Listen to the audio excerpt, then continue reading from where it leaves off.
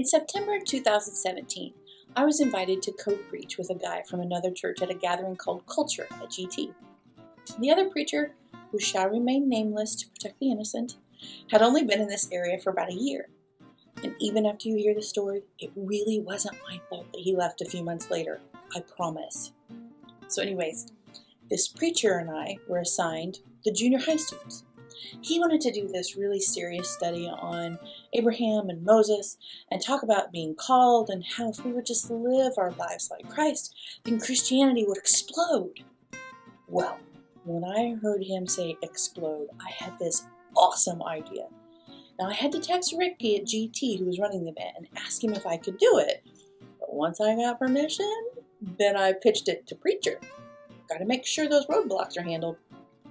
So Culture happened to land on Preacher's birthday, and I said, you should lay the groundwork like you want with Abraham and Moses, talking about God's love, etc. And then I can come on stage being all bubbly and ridiculous, my usual MO, and then say, guys, God's love is like this birthday gift that I have for Preacher. It looks plain on the outside, but if you open the gift God gives you, then Preacher would open his gift and boom! Glitter bomb. Preacher was not thrilled about the idea, but because I had it pre-approved by Ricky, he played along. Well, toward the end of our message, Preacher was supposed to bring me out a gift as a thank you for working with him, and of course, it was a glitter bomb. See, that just wouldn't do. The night of the event, Preacher was less than thrilled about this that we hadn't killed this idea, and he was like really tense. So, as my husband says, I am getting a degree on how to be a child. So I may or may not have turned the second glitter bomb on him rather than taking the hit myself. The kids exploded, and he was not amused. His wife, however, I am her BFF for life. I am such a child because it still makes me giggle when I remember it. But as much as I love glitter, I really did have a point for using it. In last week's devotional, we looked at 1 Peter 3:15-16, where Peter wrote to encourage fellow Christians to be prepared for those out of the blue moments. But that wasn't all he had to say. Let's look at the verse again. You must worship Christ as your Lord of your life. And if someone asks about your hope as a believer, always be ready to explain it. But do this in a gentle and respectful way. Keep your conscience clear. Then if people speak against you, they'll be ashamed when they see what a good life you live because you belong to Christ. This is the glitter bomb. God is just like that glitter. When you're living your life with Christ as the Lord of your life, you don't have to go around banging people on the head with a Bible yelling, Christ is number one, Christ is number one. You just live for Him. But what does that look like? As much as I love glitter, sometimes it would be nice if you could just wash it off and not stick to everything. But that just isn't the nature of glitter. Just like sometimes it would be really nice to wash off Jesus too. It's really hard sometimes to do the right thing or even think the right way.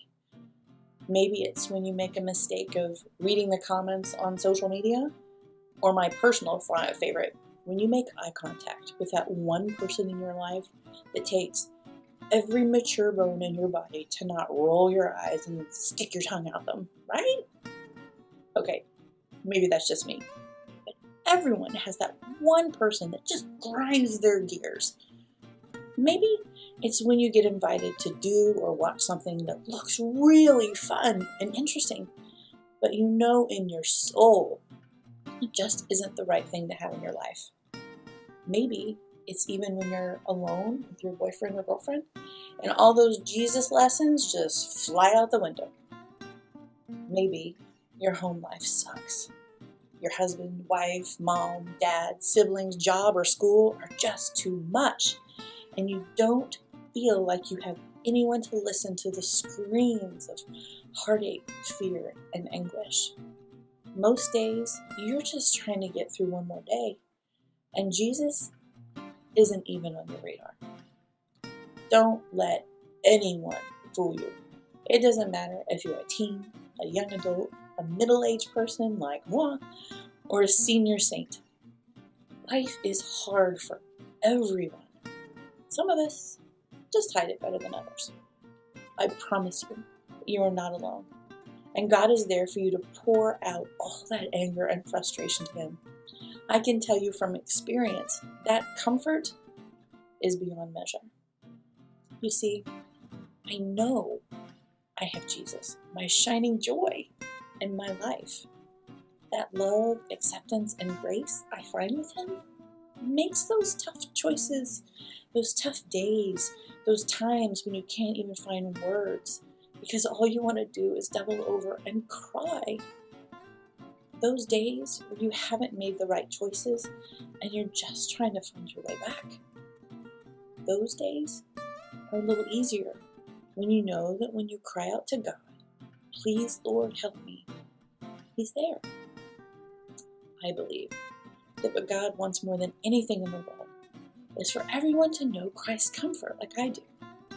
Because when you're filled with the Spirit, sharing His love with your friends, seeing how it can change lives, seeing how you grow from that being curled up in a ball where you can barely breathe to find comfort with God, in those moments you just can't help talking about it, spreading it like glitter.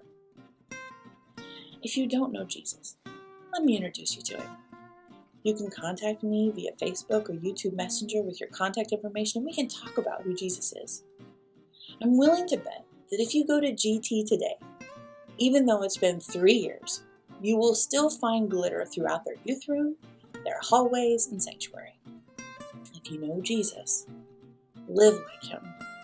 God's love is so surprising and beautiful that people notice there is something different about you.